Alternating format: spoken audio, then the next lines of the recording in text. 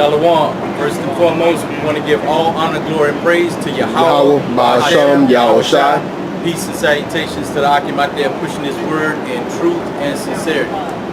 Today we just wanted to go into some to the word and dig in on family and how we should operate with our children, with our wives, and that the women do have a part in this thing of ours, man.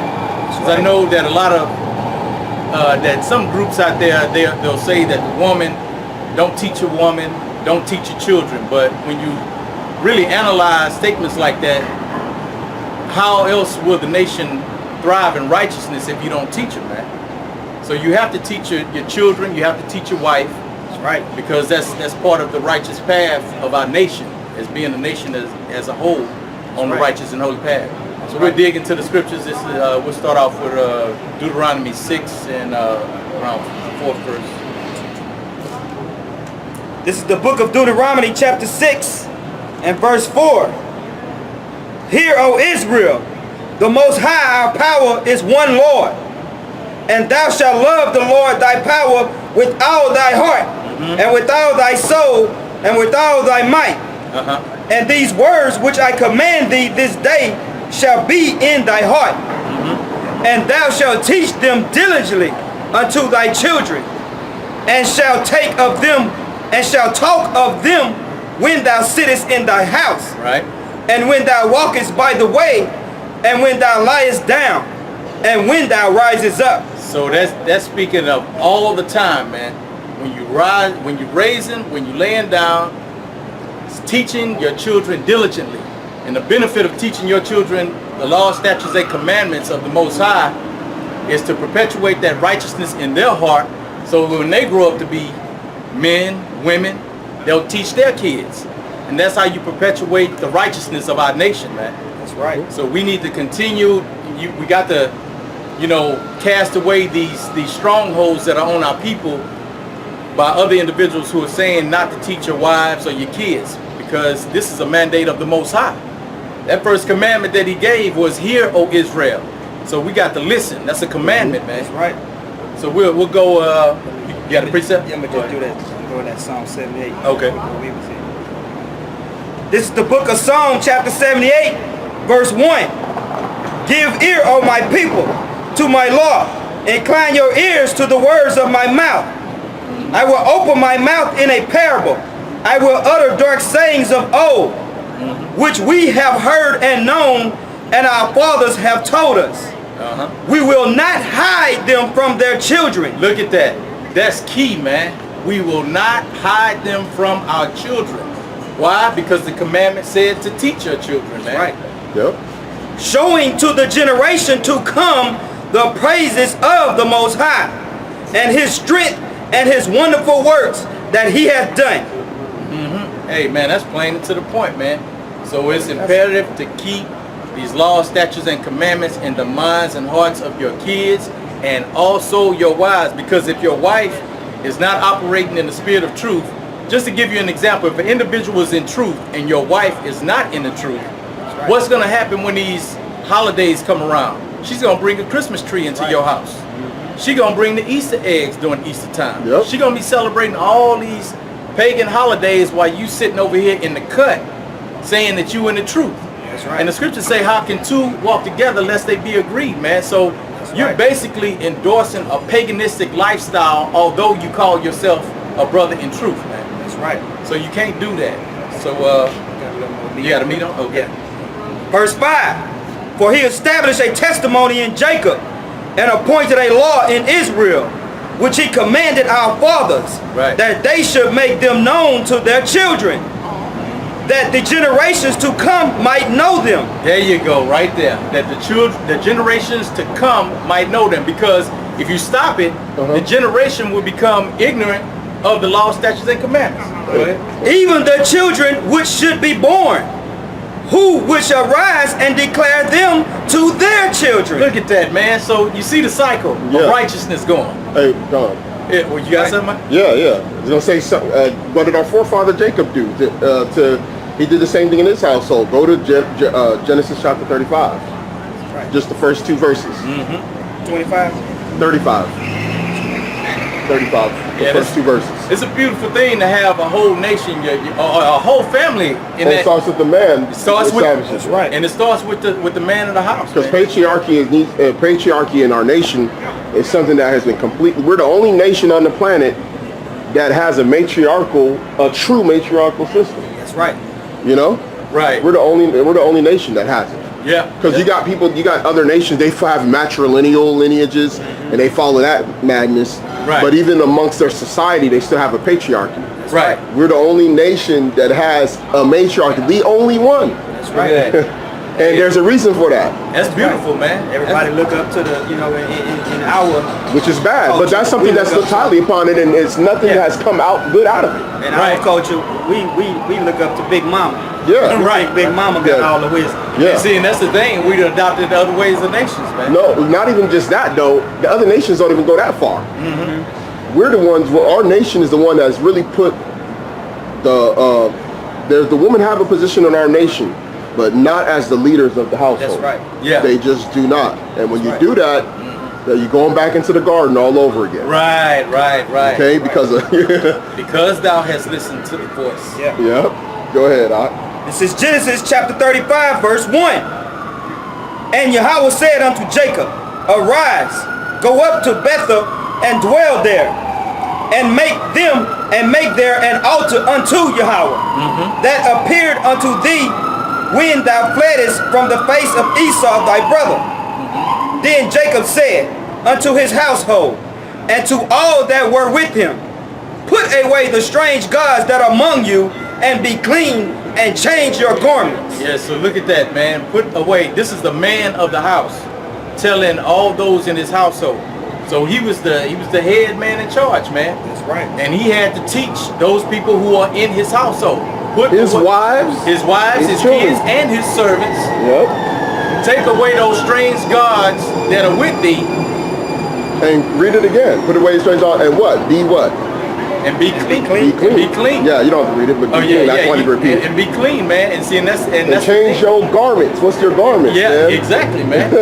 So the thing is, bro, this thing is imperative to have, because if we don't do it, you fall back into that old conundrum again, man. That's right. Then you start doing those things that are contrary. Well, it's a satanic doctrine to say that men shouldn't teach their wives and kids. That's satanic. That's exactly what Satan wants you to do. Exactly, man. So, man, these teachings are basically to break down these strongholds so that men don't have these ideologies in their minds, man. So you just read through the scriptures, and then and be persuaded in your own mind. You know what I mean? Right. Most of the multitude that follow Yahawashi in the Gospels was women. Yeah, there are a lot of women in the Gospels that follow Yahawashi, man. That's right. So we'll shoot on over to Deuteronomy 31 and 11. This is the book of Deuteronomy chapter 31, verse 11. When all Israel is come to appear before the Most High thy power in the place which he shall choose, thou shalt read this law before all Israel in their hearing. Now, he just said that he will read this law before all Israel. It didn't just say men, it said all Israel. Go ahead. When all Israel, gather the people together, men and women and children, and thy stranger that is within thy gates, that they may hear, and that they may learn and fear the Most High thy power, and observe to do all the words of this law. So now we see men, women, and children heard the words of this law to abide in them. So when individuals come in and preach a doctrine that this is only for the men and don't teach the women, search the scriptures. Search the scriptures. That sounds like a fraternity, y'all. Yeah, amen. Because see, in a fraternity, in a fraternity, you're just dealing with just the men only. Right, exactly. You're dealing with men only. It's a brotherhood. Yeah. It's a fraternal order. Because that's like when the Passover comes through, you have certain individuals that just want the Passover to be with men. Right. Man, but if you go back into the ancient world, you see that the Passover, those families, when you talk about the Passover lamb, it says these actually, what is that? Exodus 12, it says, Exodus 12 and 5. And we'll, yeah. Go ahead and get it. Yeah, start 12 and go speaking to the church according to the. Okay, yeah, start there at 3. All right. This is the book of Exodus chapter 12 verse 3. Speak ye unto all the congregation of Israel, saying, in the 10th day of this month they shall take to them every man a lamb, according to the house of their fathers, a lamb for an house. A lamb for an house. What is that house speaking of, man? That's a man with a wife and children. That's his house, man. So they'll take a lamb for his house. And so they'll take it on the 10th day. So when you're looking at the Feast of Unleavened Bread, man, they would slaughter that lamb. Those individuals would have a Passover dinner in their house. That's right. In their house. It didn't say that they would just say, okay, all the brothers just go to one spot and then the women and children have to do a separate Passover. No, that's not the case. Yeah. Those were families eating a Passover dinner together. That's right. So, you know, just for edification purpose, man, you know, we're bringing these things out, you know, so that you brothers can be built up and know what is the righteous way and what is the wrong way of serving our Lord and Savior, Yahawashi. So, was that, oh, you got some more? Got a little on that 13 in Deuteronomy okay. 31. This is Deuteronomy 31 and 13. And that their children, which have not known anything, may hear and learn to fear the Most High thy power, as long as ye live in the land, whether ye go over the Jordan to possess it. Look at that. So your children may learn to hear and fear. And fear. And see, when you go into fear, you're speaking of a certain action, man, that you're doing that you know in your heart is not pleasing unto Yahweh. Right. So if you feel like you can go and eat some pork, and which is contrary to the scriptures, a person who fears the Most High will not do that. If you feel like you can go out and deal with multiple women, man, a person who fears the Most High will not do that. You see what I'm saying? These are actions. See, in give me 1 Samuel's 2, chapter 2. You start from the top. So you're looking at the actions of an individual and how the Most High is looking at you to see if those dealings are pleasing unto Him or not, man. That's right. This is 1 Samuel chapter 2, verse 1. Hold on, let me see. Verse 3. Verse 3. 1 Samuel chapter 2, verse 3. Take no more, talk no more so exceedingly proud. Let not arrogancy come out of your mouth. For the Most High is a power of knowledge, and by Him actions are weighed. By Him actions are weighed. So we're looking at our actions, man, what we are doing to see if they're pleasing to the Most High, man. That's why we constantly bring out these same precepts over and over again to come to pound them into our brothers and sisters' heads. Your actions, your actions. You can't do Christmas. That's an action. You can't do Easter. You can't do these things that the other nations are doing. Then you can't do those things that our own people who know they're Israelites who are doing wickedness. You can't do those things.